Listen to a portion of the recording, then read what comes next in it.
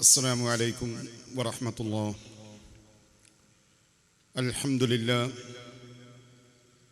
نحمده ونستعينه ونؤمن به ونتوكل عليه ونعوذ بالله من شرور أنفسنا ومن سيئات أعمالنا من يهده الله فلا مضل له ومن يضلله فلا هادي له وأشهد أن لا إله إلا الله وحده لا شريك له وأشهد أن محمدًا عبده ورسوله أرسله بالهدى ودين الحق ليظهره على الدين كله ولو كره المشركون. اللهم صل على محمد وعلى آل محمد كما صليت على إبراهيم وعلى آل إبراهيم إنك حميد مجيد. اللهم بارك على محمد وعلى آل محمد كما باركت على إبراهيم وعلى آل إبراهيم إنك حميد مجيد. أما بعد فإن خير الحديث كتاب الله وخير الهدي هدي محمد صلى الله عليه وسلم وشر الأمور محدثاتها وكل محدثة بدعة. اتقوا الله عباد الله. أعوذ بالله من الشيطان الرجيم. فبشر عباد الذين يستمعون القول فيتبعون أحسنه أولئك الذين هداهم الله وأولئك هم أولو الألباب. ബഹുമാന്യരായ സഹോദരന്മാരെ, സഹോദരികളെ, നല്ലവരായ നാട്ടുകാരെ, സുഹൃത്തുക്കളെ, ഇന്ന് ഇവിടെ കോലളമ്പ് പുലിക്കാട് പ്രദേശത്ത് അള്ളാഹുവിൻ്റെ ദീൻ അത് കൃത്യമായി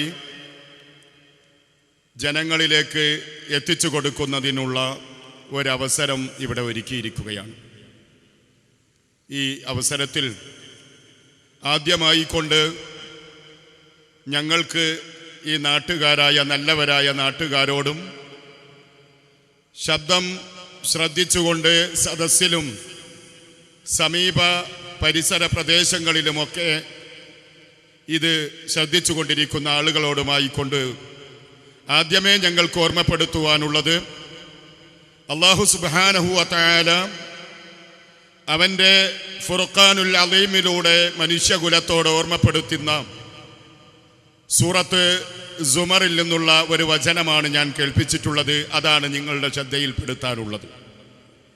മഹാനായ റസൂലുള്ളാഹി സ്വല്ലല്ലാഹു അലൈഹി വസല്ലമ മക്കയിൽ പ്രബോധനം ആരംഭിക്കുന്ന സന്ദർഭത്തിൽ മക്കക്കാരായ ആളുകൾ ഇബ്രാഹിം നബി അലൈഹിസ്സലാമയുടെ പിൻഗാമികളാണ് എന്ന് അവകാശപ്പെട്ടുകൊണ്ട്, ഞങ്ങൾ ഇബ്രാഹിമി മില്ലത്തിൽ ഉൾക്കൊണ്ടുകൊണ്ട് ജീവിക്കുന്നവരാണ് എന്ന് അവകാശപ്പെടുന്നവരവിടെ ഉണ്ടായിരുന്നു.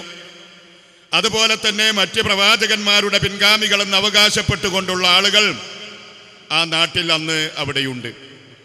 എല്ലാവരോടുമായിക്കൊണ്ട് അല്ലാഹു സുബ്ഹാനഹു വ തആല അവൻ്റെ ഖുർആൻ, പരിശുദ്ധ ഖുർആനിലൂടെ പടച്ച തമ്പുരാന്റെ സന്ദേശമാണ് അവരിലേക്ക് എത്തിച്ചു കൊടുത്തത്. ആ സന്ദർഭത്തിൽ അവരോട് ഓർമ്മപ്പെടുത്തിയ ഒരു കാര്യം, പ്രവാചകരെ, എൻ്റെ അനുചരന്മാർക്ക് സന്തോഷം അറിയിക്കുക. ഫബശ്ശിർ ഇബാദ്, നബിയെ, എൻ്റെ ദാസന്മാർക്ക് സന്തോഷമറിയിക്കുക. അല്ലദീന യസ്തമിഊനൽ ഖൗൽ, എല്ലാ വാക്കുകളും ശ്രദ്ധിച്ചു കേൾക്കുകയും ഫയത്തബിഊന അഹ്സനഹു, എന്നിട്ട് അതിലേറ്റവും നല്ലത് പിൻപറ്റുകയും ചെയ്യുന്നവരാരുണ്ടോ അവർക്ക് സന്തോഷ വാർത്ത അറിയിക്കുക. എന്താ സന്തോഷം കിട്ടുവാനുള്ള അർഹത?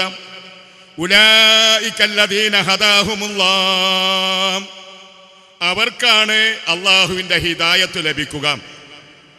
അവരാണ് റബ്ബിൻ്റെ ഹിദായത്ത് ലഭിക്കുന്ന ആളുകൾ, അവരായിരിക്കും. വഉലൈക ഹും ഉലുൽ അൽബാബ്, അവർ തന്നെയാണ് ബുദ്ധിയുള്ള ആളുകളും. അതുകൊണ്ട് തന്നെ അള്ളാഹുവിൻ്റെ ഹിദായത്ത് ലഭിക്കുന്ന ആളുകൾ, അതുപോലെ തന്നെ ബുദ്ധിമാന്മാരായ ആളുകൾ, രണ്ട് അടയാളങ്ങൾ അള്ളാഹു എടുത്ത് റബ്ബിന്റെ കലാമായ ഫുർഖാനുൽ അലീമിലൂടെ ഓർമ്മപ്പെടുത്തുന്നത്, ഈ രണ്ട് അനുഗ്രഹങ്ങളും ലഭിക്കണമെങ്കിൽ എന്തു ചെയ്യണം? എല്ലാം ശ്രദ്ധിച്ചു കേൾക്കുക, എന്നിട്ട് അതിൽ ഏറ്റവും നല്ലത് പിൻപറ്റുകയും ചെയ്യുക. ഇവിടെ നമുക്ക് ലോകത്ത് മറ്റു ഒരു രാഷ്ട്രത്തിനും ലഭിച്ചിട്ടില്ലാത്ത അതിമഹത്തായ ഒരനുഗ്രഹമാണ് ഇന്ത്യയുടെ ഭരണഘടന എന്നുള്ളത്. ഏത് മതങ്ങൾ അത് ഉൾക്കൊള്ളുവാനും അതനുസരിച്ചുകൊണ്ട് ജീവിക്കുവാനും അതിലേക്ക് ആളുകളെ ക്ഷണിക്കുവാനുമുള്ള അനുവാദവും അതിനുള്ള ആ ഒരു അവസരവും നമ്മുടെ ഭരണഘടന നമുക്ക് നൽകിയിട്ടുണ്ട്. അതുകൊണ്ട് തന്നെ വ്യത്യസ്ത മതങ്ങൾ നമ്മുടെ ഇന്ത്യ രാജ്യത്ത് ഉടലെടുത്ത മതങ്ങളുണ്ട്, മറ്റ് വിദേശങ്ങളിൽ നിന്ന് കടന്നു വന്നിട്ടുള്ള ആളുകളുണ്ട്. അവർക്കെല്ലാം തന്നെ അവരുടേതായ മതം ഉൾക്കൊള്ളുവാനും പ്രചരിപ്പിക്കുവാനും അത് ജനങ്ങളിലേക്ക് എത്തിച്ചു കൊടുക്കുവാനുമുള്ള അനുവാദം ഭരണഘടന നൽകിയിട്ടുണ്ട്. അതുപോലെ തന്നെ ഓരോ മതങ്ങളിലും വ്യത്യസ്ത വിഭാഗങ്ങളുണ്ട്, മതമില്ലാത്ത ആളുകളുണ്ട്. അതുകൊണ്ട് തന്നെ അള്ളാഹു പറയുന്ന ഈ ഒരു സന്ദേശം എല്ലാം കേൾക്കുക, എന്നിട്ട് അതിലേറ്റവും നല്ലത് പിൻപറ്റുക. അവർക്കാണ് ഹിദായത്ത് കിട്ടുക. അതുകൊണ്ട് സഹോദരന്മാരെ, നമ്മുടെ നാട്ടിൽ മതം എന്നുള്ള നിലക്ക്, പ്രത്യേകിച്ചും ഇസ്ലാം എന്നുള്ള നിലക്ക് ഒരുപാട് ആചാരങ്ങൾ സമൂഹത്തിൽ നിലനിൽക്കുന്നുണ്ട്. അതിൽ പലതും കാരണവന്മാരായിക്കൊണ്ട് പഴയ കാലഘട്ടം മുതൽക്ക് തന്നെ നടന്നു വരുന്നു എന്ന പിൻബലമല്ലാതെ മറ്റ് യാതൊരു പിൻബലവുമില്ലാത്ത പല ആചാരങ്ങളുമുണ്ട്. അതുപോലെ തന്നെ വേറെ ചിലത് മഹാഭൂരിപക്ഷം ആളുകൾ അതാണ് ഉൾക്കൊണ്ടിട്ടുള്ളത്. നാട്ടിലുള്ള ഭൂരിഭാഗം ജനങ്ങളും അങ്ങനെയാണ്, അതുകൊണ്ട് ഞങ്ങളത് സ്വീകരിച്ചു എന്ന് പറയുന്ന ആളുകളുണ്ട്. അതേപോലെ തന്നെ വലിയ വലിയ ആലിമീങ്ങൾ, വലിയ വലിയ പണ്ഡിതന്മാർ പ്രവർത്തിച്ചു കൊണ്ടിരിക്കുന്ന കാര്യങ്ങളാണ്, അതുകൊണ്ട് ഞങ്ങളത് അംഗീകരിക്കുന്നു എന്ന് പറയുന്ന ആളുകളുണ്ട്. പക്ഷേ അല്ലാഹു സുബ്ഹാനഹു വ തആലയുടെ പരിശുദ്ധ ഖുർആൻ എടുത്ത് പരിശോധിച്ചാൽ ലോകത്ത് കഴിഞ്ഞു പോയ ലക്ഷക്കണക്കിന്റെ പ്രവാചകന്മാരിൽ 25 നബിമാരെ സംബന്ധിച്ച് അല്ലാഹു എടുത്ത് നമ്മുടെ മുന്നിൽ അവതരിപ്പിക്കുന്നുണ്ട്. ആ പ്രവാചകന്മാരിൽ ഓരോരുത്തരും തന്നെ അവരുടെ കാലഘട്ടത്തിലുള്ള തങ്ങളുടെ പ്രബോധിത സമൂഹത്തിലേക്ക് അവർ ഇറങ്ങിച്ചെന്നുകൊണ്ട് പ്രബോധനം ചെയ്യുന്ന സമയത്ത് ആ നാട്ടുകാരായ ആളുകൾ അത് സ്വീകരിക്കാൻ തയ്യാറായിരുന്നില്ല. അവര് പറഞ്ഞിരുന്നത്, ഇതാ ഞങ്ങൾ കാരണവന്മാരുടെ ജീവിത രീതിയാണ് ഉൾക്കൊള്ളുന്നത്, അതുകൊണ്ട് നിങ്ങൾ കൊണ്ടുവന്ന പുതിയത് ഞങ്ങൾക്ക് ആവശ്യമില്ല. മഹാനായ ഖലീലുല്ലാഹി ഇബ്രാഹിം നബി അലൈഹിസ്സലാം പ്രബോധനം ആരംഭിച്ചപ്പോൾ അന്ന് അവിടെ അധികാരം വാണിരുന്ന നമ്രൂദും അളിയായികളുമെല്ലാം തന്നെ പറഞ്ഞത്, ഇബ്രാഹിം നിന്റെ പുതിയത് ഞങ്ങൾക്ക് ആവശ്യമില്ല, ഇബ്രാഹിം നിന്റെ പുതിയത് ഞങ്ങൾക്ക് ആവശ്യമില്ല, ഞങ്ങൾ കാരണവന്മാരുടെ ജീവിതമാണ് പിൻപറ്റുന്നത്. അതേപോലെ തന്നെ മൂസ നബി അലൈഹിസ്സലാത്തു വസ്സലാം അദ്ദേഹത്തിന്റെ പ്രബോധനം ആരംഭിച്ചപ്പോൾ ഫറോവയും ആളുകളും പറഞ്ഞത്, മൂസ നിന്റെ പുതിയത് ഞങ്ങൾക്ക് ആവശ്യമില്ല, ഞങ്ങൾ ഞങ്ങളുടെ വാപ്പ വല്ലിപ്പമാരായിക്കൊണ്ട് കാരണവന്മാരായിക്കൊണ്ട് ചെയ്തു വരുന്നത് മാത്രമേ ഞങ്ങൾ ചെയ്യുകയുള്ളൂ. അതേപോലെ തന്നെ മഹാനായ റസൂലുള്ളാഹി സ്വല്ലല്ലാഹു അലൈഹി വസല്ലമ മക്കയിൽ പ്രബോധനം ആരംഭിച്ചപ്പോഴും മക്കക്കാരായ ആളുകൾ ഇതേ വാദം തന്നെയാണ് ഉന്നയിച്ചത്, മുഹമ്മദേ നിന്റെ പുതിയത് ഞങ്ങൾക്ക് വേണ്ട. പക്ഷേ മുഹമ്മദ് നബി സല്ലല്ലാഹു അലൈഹി വസല്ലമ പറഞ്ഞത് അള്ളാഹുവിന്റെ വഹയിന്റെ അടിസ്ഥാനത്തിലാണ്. മൂസാ നബി അലൈഹിസ്സലാം ജനങ്ങളോട് കാര്യങ്ങൾ പറഞ്ഞത് അള്ളാഹുവിൽ നിന്നുള്ള വഹയിന്റെ അടിസ്ഥാനത്തിലാണ്. ഇബ്രാഹിം നബി അലൈഹിസ്സലാം ആ നാട്ടിലുള്ള ആളുകളോട് പറഞ്ഞത് അള്ളാഹുവിൽ നിന്നുള്ള വഹയിന്റെ അടിസ്ഥാനത്തിലാണ്. പക്ഷെ ആളുകൾ സ്വീകരിക്കാൻ തയ്യാറായില്ല. ഇതേ ഒരവസ്ഥ തന്നെയാണ് ഇതാ ഇന്നും നിലനിൽക്കുന്നത്. മഹാനായ തിരുനബി സല്ലല്ലാഹു അലൈഹി വസല്ലമ 14 നൂറ്റാണ്ടുകൾക്ക് മുമ്പ് തന്റെ ഉമ്മത്തിനെ നോക്കിക്കൊണ്ട് ആശങ്കയോടുകൂടി പറഞ്ഞൊരു വാചകമുണ്ട്, ലതതബിഅന്ന സനന മൻ കാന ഖബലകും ശിബ്റൻ ബിശിബ്രിൻ വദിറാഅൻ ബിദിറാഇൻ ഹത്താ ലൗ ദഖലൂ ജുഹറ റബ്ബിൻ ലദഖൽതുമൂഹു. നിങ്ങളുടെ പൂർവികരായ ആളുകളുടെ ചര്യ ചാണിന് ചാണായും മുഴത്തിന് മുഴമായും പിൻപറ്റും.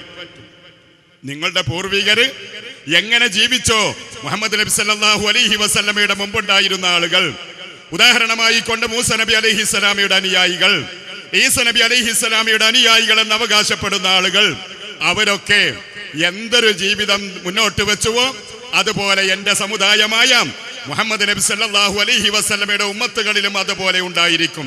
ഹത്താ ലൗ ദഖലൂ ജുഹറ റബ്ബിൻ ലദഖൽതുമൂഹു. അവർ ഒരു ഉടുമ്പിന്റെ മാളത്തിൽ കടക്കാൻ ശ്രമിച്ചിട്ടുണ്ടെങ്കിൽ നിങ്ങളും അതുപോലെ ചെയ്യും. അതുകൊണ്ട് ആ സന്ദർഭത്തിൽ സ്വഹാബ കിറാം റിദ്വാനുല്ലാഹി തആല അലൈഹിം അജ്മഈൻ ആ സ്വഹാബികൾ ചോദിച്ചു, അല്ലാഹുവിന്റെ റസൂലേ, അൽ യഹൂദ വൻ നസാറ യാ റസൂലല്ലാഹ്, ജൂതന്മാരെയും ക്രിസ്ത്യാനികളെയും ആണോ അങ്ങ് ഉദ്ദേശിക്കുന്നത്? സുമ്മമൻ, അല്ലാതെ പിന്നെ ആരെയാണ്? ജൂതന്മാരും ക്രൈസ്തവരുമായ ആളുകൾ, മൂസ നബി അലൈഹിസ്സലാമയുടെ കാലശേഷം ജൂതന്മാർ, അതുപോലെ തന്നെ ഈസ നബി അലൈഹിസ്സലാം അദ്ദേഹത്തിന്റെ ഊഴം കഴിഞ്ഞതിന്റെ ശേഷം ക്രിസ്ത്യാനികൾ, അവരെങ്ങനെ പിഴച്ചു പോയോ അതുപോലെ എന്റെ ഉമ്മത്തിലും അതുപോലെ സംഭവിക്കുമെന്നുള്ളത് അഷ്റഫുൽ വറ സല്ലല്ലാഹു അലൈഹി വസല്ലമ 14 നൂറ്റാണ്ടുകൾക്ക് മുമ്പ് ഓർമ്മപ്പെടുത്തി. അതായത് ഇഫ്തറഖത് ബനു ഇസ്രായീൽ അലസ്നതൈ വസബഈന ബില്ലാഹ്, ജൂത ക്രൈസ്തവരായ ആളുകൾ ഇസ്രായേലുകൾ 72 വിഭാഗമായി തീർന്നു. എന്റെ ഉമ്മത്ത് വസതഫ്തരികു ഉമ്മത്തി അലാ സലാസിൻ വസബഈന മില്ല, എന്റെ ഉമ്മത്താകട്ടെ, എന്റെ ഉമ്മത്ത് മുഹമ്മദ് നബി സല്ലല്ലാഹു അലൈഹി വസല്ലമയുടെ ഉമ്മത്ത് 73 വിഭാഗമായി തീരും. കുല്ലുഹും ഫിന്നാർ, അവരെല്ലാവരും നരകത്തിലായിരിക്കും. ഇല്ലാ മില്ലത്തൻ വാഹിദ, ഒരു വിഭാഗം ഒഴിച്ച്. ആരായിരിക്കും ആ ഒരു വിഭാഗം? മാ അന അലൈഹിൽ യൗമ വസുഹാബി, മാ അന അലൈഹിൽ യൗമ വസുഹാബി, ഞാനും എന്റെ സ്വഹാബികളും നിലനിൽക്കുന്ന രീതി അത് ഉൾക്കൊണ്ടുകൊണ്ട് ജീവിക്കുന്നവരാരുണ്ടോ അവരാണ് സ്വർഗത്തിലേക്കുള്ളത്, അവരാണ് സ്വർഗത്തിലേക്കുള്ളത്. അതുകൊണ്ട് സഹോദരന്മാരെ, നമ്മുടെ നാട്ടിൽ ഇന്ന് ദീനാണ് എന്നുള്ള നിലക്ക് നമ്മൾ ചെയ്യുന്ന പല വിഷയങ്ങളും, മതമാണ് എന്നുള്ള നിലക്ക് നമ്മൾ ഏറ്റെടുത്തുകൊണ്ട് ഉൾക്കൊണ്ടുകൊണ്ട് ചെയ്യുന്ന പല വിഷയങ്ങളും മുഹമ്മദ് നബി സല്ലല്ലാഹു അലൈഹി വസല്ലമക്ക് പരിചയമില്ല. മുഹമ്മദ് നബി സല്ലല്ലാഹു അലൈഹി വസല്ലമയോടൊപ്പം ജീവിച്ച സ്വഹാബ കിറാം റിദ്വാനുല്ലാഹി തആല അലൈഹിം ആ സ്വഹാബികൾക്ക് പരിചയമില്ല. അതുകൊണ്ട് നാട്ടിൽ നടക്കുന്ന കാര്യങ്ങൾ അതിനെ ആക്ഷേപിക്കുകയല്ല, നാട്ടിൽ നടക്കുന്ന കാര്യങ്ങൾ അള്ളാഹുവിന്റെ ദീനിന്റെ കൃത്യമായ പ്രമാണങ്ങളുടെ പിൻബലത്തോടു കൂടിയുള്ളത് എന്താണോ അത് ജനങ്ങളെ പഠിപ്പിക്കുക എന്നതിന് വേണ്ടിയാണ് ഇൻഷാ അള്ളാഹ് ഞങ്ങൾ ഇവിടെ ഇങ്ങനൊരു പരിപാടി ഒരുക്കിയിട്ടുള്ളത്. അതുകൊണ്ട് ഒരുപക്ഷെ നിങ്ങൾ ചിന്തിച്ചേക്കും, ഞങ്ങളുടെ കയ്യിലുള്ളത്, ഞങ്ങൾ ആചരിച്ചു വരുന്ന വിഷയങ്ങൾ അത് അള്ളാഹുവിന്റെ ദീനിലുള്ളതല്ലേ, അതല്ലെങ്കിൽ മുഹമ്മദ് നബി സല്ലല്ലാഹു അലൈഹി വസല്ലമയും സ്വഹാബികളും പ്രവർത്തിച്ചതല്ലേ എന്ന് ചിന്തിക്കുന്നുണ്ടായിരിക്കും. പല വിഷയങ്ങളും അല്ല. കാരണം നമ്മുടെ നിത്യജീവിതത്തിൽ നമ്മൾ അനുഷ്ഠിച്ചു കൊണ്ടിരിക്കുന്ന വിഷയങ്ങളിൽ പോലും കൊല്ലത്തിൽ ഏതെങ്കിലും ഒരു സന്ദർഭത്തിൽ ചെയ്യുന്ന കാര്യമല്ല. നിത്യജീവിതത്തിൽ നമ്മൾ ഓരോ ദിവസങ്ങളിലും നിരവധി തവണ നിർവഹിച്ചു കൊണ്ടിരിക്കുന്ന വിഷയങ്ങളിൽ പോലും മുഹമ്മദ് നബി സല്ലല്ലാഹു അലൈഹി വസല്ലമ ചെയ്ത മാതൃക അത് ഉൾക്കൊള്ളാൻ തയ്യാറാകാത്ത സമൂഹങ്ങളാണ് നമ്മുടെ ചുറ്റുപാടിലുള്ളത്. പലരും ഞങ്ങൾ യഥാർത്ഥ ദീനിലാണ് എന്ന് വിചാരിക്കുന്നു, പക്ഷേ അവരുടെ കയ്യിലുള്ളത് യഥാർത്ഥ ദീനിലുള്ള വിഷയങ്ങളല്ല. അതുകൊണ്ട് തന്നെ അതിൽ പലതും കടന്നുകൂടി. എന്തിനധികം ഒരു ഉദാഹരണം സൂചിപ്പിക്കുകയാണ്, പ്രയാസപ്പെടുത്തുവാനല്ല. ഇന്ന് മഗ്രിബ് നമസ്കരിച്ചപ്പോൾ നമ്മുടെ തൊട്ടടുത്ത് അപ്പുറത്തുള്ള പള്ളിയിൽ, ആ പള്ളിയിൽ വെച്ച് നമസ്കാരം നിർവഹിച്ച സന്ദർഭത്തിൽ അവിടെ സൂറത്തുൽ ഫാത്തിഹയും അതുപോലെ തന്നെ സൂറത്തും പാരായണം ചെയ്ത് നമസ്കാരത്തിലെ 2 റക്അത്തിൽ ആദ്യത്തെയും രണ്ടാമത്തെയും റക്അത്തിൽ പാരായണം ചെയ്തെടുത്ത് മഹാനായ തിരുനബി സല്ലല്ലാഹു അലൈഹി വസല്ലമ നമ്മോട് പറഞ്ഞത്, സല്ലു കമാ റഅയ്തുമൂനി ഉസല്ലി, സല്ലു കമാ റഅയ്തുമൂനി ഉസല്ലി, ഞാൻ എങ്ങനെ നമസ്കരിച്ചുവോ അതുപോലെ നിങ്ങൾ നമസ്കരിക്കണം. ആ നമസ്കാരത്തിൽ മുഹമ്മദ് നബി സല്ലല്ലാഹു അലൈഹി വസല്ലമയുടെ നമസ്കാര രീതിയിലല്ലാത്ത വിഷയം ഉണ്ടായിട്ടുണ്ടോ? നമ്മൾ പരിശോധിക്കുക. തക്ബീറത്തുൽ ഇഹ്റാം മുതൽ നമ്മൾ പരിശോധിച്ചാൽ സൂറത്തുൽ ഫാത്തിഹ പാരായണം ചെയ്യുന്ന സമയത്ത് വിശുദ്ധ ഖുർആൻ കഴിഞ്ഞാൽ മുസ്ലിം ലോകം അംഗീകരിക്കുന്ന ഏറ്റവും ശ്രേഷ്ഠമായ ഗ്രന്ഥമാണ് സഹീഹുൽ ബുഖാരി. നാട്ടിൽ നമുക്കൊക്കെ പരിചയമുള്ള ഒരു വാചകമാണ് അസഹുൽ കുതുബി ബഅദ കിതാബില്ലാഹി തആല അസഹീഹുൽ ബുഖാരി. പരിശുദ്ധ ഖുർആൻ കഴിഞ്ഞാൽ മുസ്ലിം ലോകം അംഗീകരിക്കുന്ന ആദരിക്കുന്ന ഏറ്റവും ശ്രേഷ്ഠമായ ഗ്രന്ഥം സഹീഹുൽ ബുഖാരിയാണ്. ആ സഹീഹുൽ ബുഖാരിയിൽ നബി സല്ലല്ലാഹു അലൈഹി വസല്ലമയുടെ നമസ്കാരത്തെ പറ്റി വിശദീകരിക്കുന്ന കാര്യങ്ങൾ, ഹദീസുകൾ നമ്മൾ പരിശോധിച്ചാൽ നബി സല്ലല്ലാഹു അലൈഹി വസല്ലമ ഖിറാഅത്ത് ആരംഭിച്ചിരുന്നത്, ഖിറാഅത്ത് ജഹറാക്കിയുള്ള നമസ്കാരത്തിൽ പ്രവാചകൻ സമൂഹത്തെ കേൾപ്പിച്ചുകൊണ്ട് പാരായണം ചെയ്തിരുന്നത് അൽഹംദുലില്ലാഹി റബ്ബിൽ ആലമീൻ അവിടെ മുതലാണ്. ബിസ്മി വേണ്ട എന്നുള്ളതല്ല. പരിശുദ്ധ ഖുർആനിൽ എവിടെ ഓതുമ്പോഴും മഊദ് ഓതണം, സൂറത്തിന്റെ തുടക്കത്തിൽ ബിസ്മിയും ഉണ്ടാകണം. പക്ഷേ അത് കഴിഞ്ഞാൽ ബാക്കി ഭാഗമാണ് ജഹറാക്കിക്കൊണ്ട് ഉറക്കെ പാരായണം ചെയ്യേണ്ട നമസ്കാരത്തിൽ ഉറക്കെ ഓതേണ്ടത് അൽഹംദുലില്ലാഹി റബ്ബിൽ ആലമീൻ. ഇത് മുജാഹിദ് വിഭാഗത്തിന്റെ ഏതെങ്കിലും ഒരു പുസ്തകത്തിലുള്ളതല്ല, മറിച്ച് മുസ്ലിം ലോകം അംഗീകരിക്കുന്ന ഏറ്റവും ശ്രേഷ്ഠമായ സഹീഹുൽ ബുഖാരിയിൽ പല ഹദീസുകൾ, ഒന്നും രണ്ടും ഒന്നുമല്ല, നിരവധി ഹദീസുകൾ മറ്റ് ഹദീസ് ഗ്രന്ഥങ്ങളിലും ഇതുപോലെ നമുക്ക് കാണാൻ സാധിക്കും. എന്നിട്ട് എന്തുകൊണ്ട് നമ്മൾ അത് ചെയ്യുന്നില്ല? ആളുകൾ അത് ഇഷ്ടപ്പെടുകയില്ല. അൽഹംദുലില്ലാഹി റബ്ബിൽ ആലമീൻ എന്ന് തുടങ്ങിയാൽ അത് ആളുകൾക്ക് ഇഷ്ടമാകുകയില്ല. അതുപോലെ തന്നെ സൂറത്ത് ആരംഭിക്കുന്നത് ബിസ്മില്ലാദ അൽ ഖാരിയ എന്ന് അവിടെ മുതൽ ആരംഭിച്ചാൽ പതുക്കെ ബിസ്മി ഓതിയാൽ അത് ജനങ്ങൾ ഇഷ്ടപ്പെടുകയില്ല. പക്ഷേ നമ്മൾ ആരിഷ്ടപ്പെടുന്നതാണ് ശ്രദ്ധിക്കുന്നത്?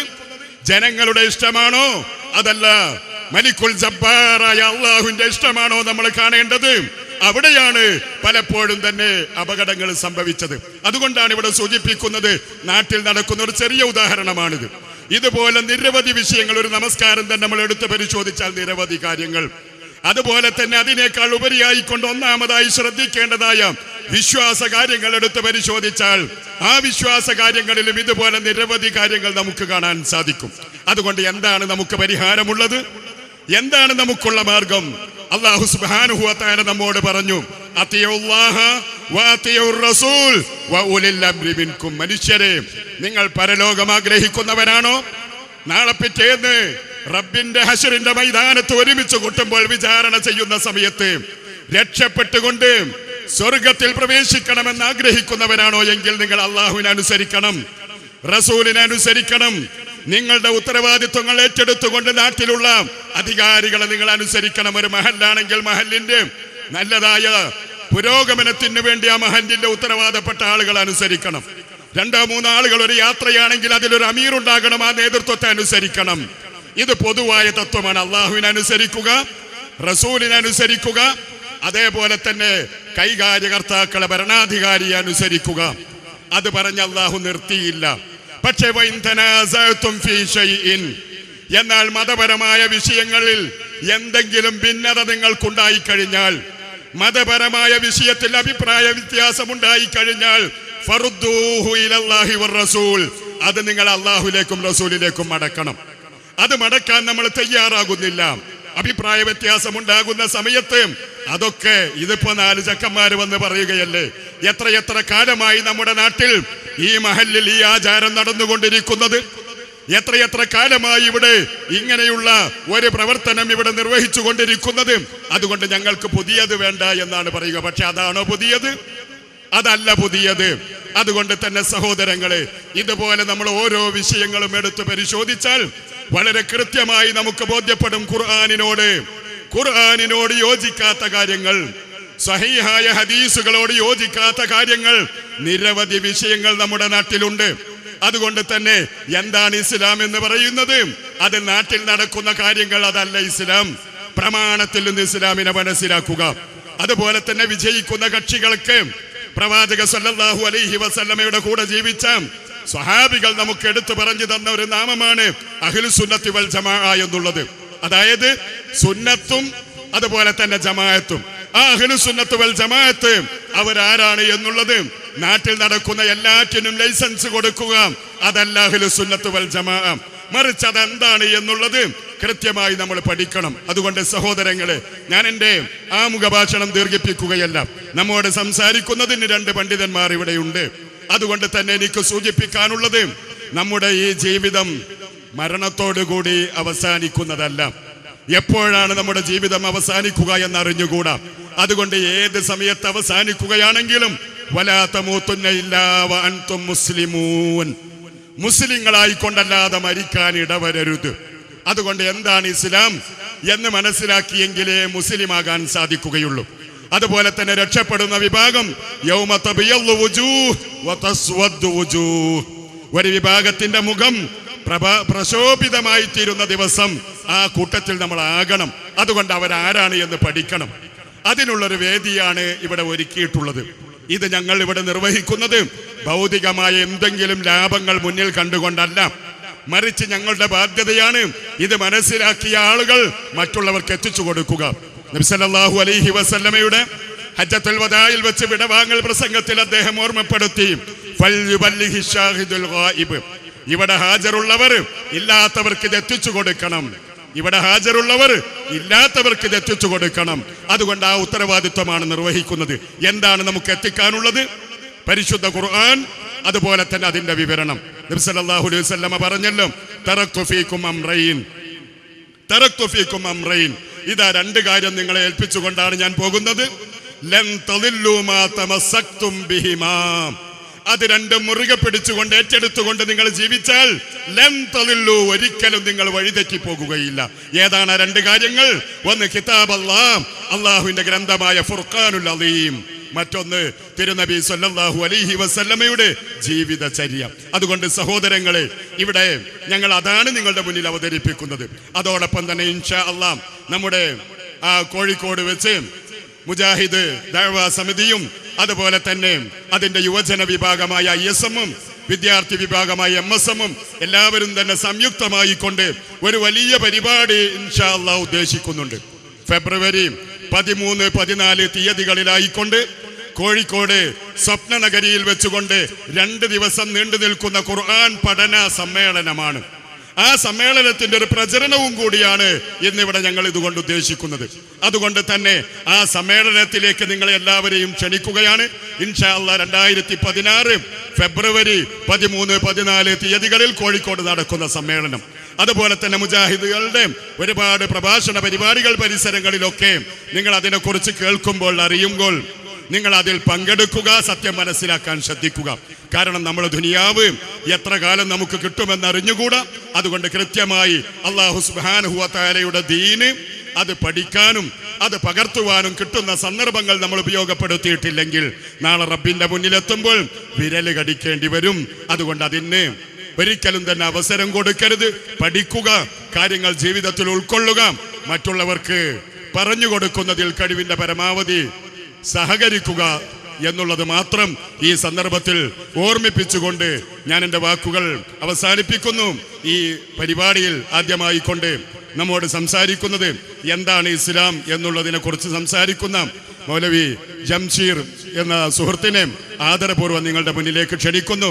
അല്ലാഹു സുബ്ഹാനഹു വ തആല സത്യം സത്യമായി മനസ്സിലാക്കുവാനും അത് ഉൾക്കൊണ്ടുകൊണ്ട് ജീവിക്കുവാനും റബ്ബ് സുബ്ഹാനഹു വ തആല നമുക്കെല്ലാം തൗഫീഖ് നൽകി അനുഗ്രഹിക്കുമാറാകട്ടെ. വആഖിറു ദഅവാനാ അൽഹംദുലില്ലാഹി റബ്ബിൽ ആലമീൻ. വസ്സലാമു അലൈക്കും വറഹ്മത്തുള്ളാഹി.